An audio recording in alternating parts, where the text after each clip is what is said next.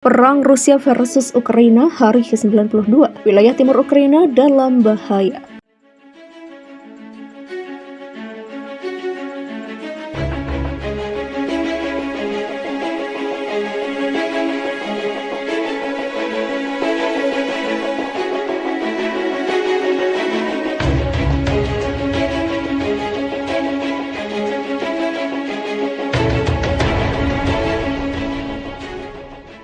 Perang Rusia versus Ukraina sudah memasuki hari ke-92. Wilayah timur Ukraina dalam bahaya lantaran terus-menerus digempur pasukan Rusia. Kota timur Ukraina, Severodonetsk, semakin dalam bahaya dikepung pasukan Rusia. Menlu Ukraina mengatakan negaranya sangat membutuhkan beberapa sistem peluncuran roket untuk menandingi daya tembak Rusia. Menteri Luar Negeri Ukraina Dmytro Kuleba menuduh NATO, Pakta Pertahanan Atlantik Utara, tidak melakukan apa-apa dalam menghadapi invasi Rusia ke Ukraina. Sementara itu, berbicara di Forum Ekonomi Dunia di Davos, Swiss, Menlu Kuleba memuji Uni Eropa atas keputusan revolusioner untuk mendukung Kiev.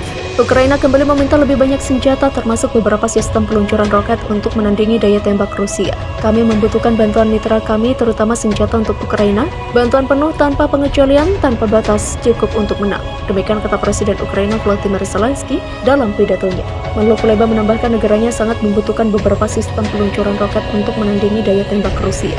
Presiden Zelensky menolak gagasan bahwa negaranya harus menyerahkan wilayah untuk berdamai dengan Rusia. Tajuk rencana mulai muncul di beberapa media barat yang menyatakan bahwa Ukraina harus diduga menerima apa yang disebut kompromi sulit dengan menyerahkan wilayah sebagai imbalan perdamaian. Demikian katanya.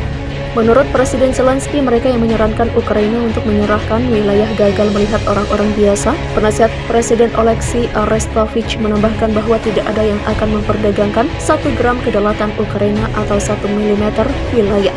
Anak-anak kami sekarat, tentara dihancurkan oleh peluru, dan mereka menyuruh kami mengorbankan wilayah. Entah enyah, itu tidak akan pernah terjadi. Demikian katanya. Kementerian Luar Negeri atau Kemenlu Ukraina mengatakan rencana Moskow untuk menyederhanakan proses penyerahan kewarganegaraan Rusia kepada penduduk wilayah Ukraina yang diduduki Rusia melanggar hukum internasional. Pernyataan kementerian itu muncul setelah Presiden Rusia Vladimir Putin menandatangani dekret yang menyederhanakan proses penyerahan kewarganegaraan Rusia kepada penduduk wilayah Kherson dan Zaporizhia yang diduduki Rusia di Ukraina.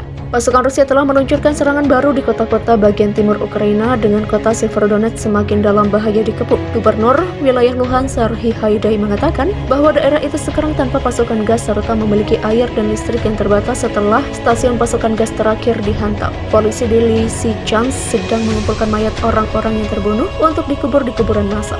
Hal ini disampaikan oleh Gubernur daerah Luhansk Serhiy Haidai. Sekitar 150 orang telah dimakamkan di kuburan massal di satu distrik Lysychansk. Demikian jelas Gubernur Haidai. Anggota parlemen Rusia telah memilih untuk menyetujui undang-undang baru yang akan menghilangkan batasan usia untuk tentara kontrak militer. Pakar militer mengatakan Rusia menghadapi kerugian pasukan dan peralatan yang tidak berkelanjutan di Ukraina setelah serangkaian kemunduran militer yang memaksa Moskow untuk mengurangi tujuan perangnya. Seorang pejabat senior Perserikatan Bangsa-Bangsa akan mengunjungi Moskow dalam beberapa hari mendatang untuk membahas tentang menghidupkan kembali ekspor pupuk. Namun Duta Besar Rusia untuk PBB Vasily Nebenzia menekankan bahwa pembicaraan itu tidak terkait dengan dimulainya kembali pengiriman biji-bijian Ukraina. Dua tersangka pejuang grup Wagner dari Belarus telah dituduh membunuh warga sipil di dekat Kiev. Ini menjadikan mereka tentara bayaran internasional pertama yang menghadapi tuduhan kejahatan perang di Ukraina.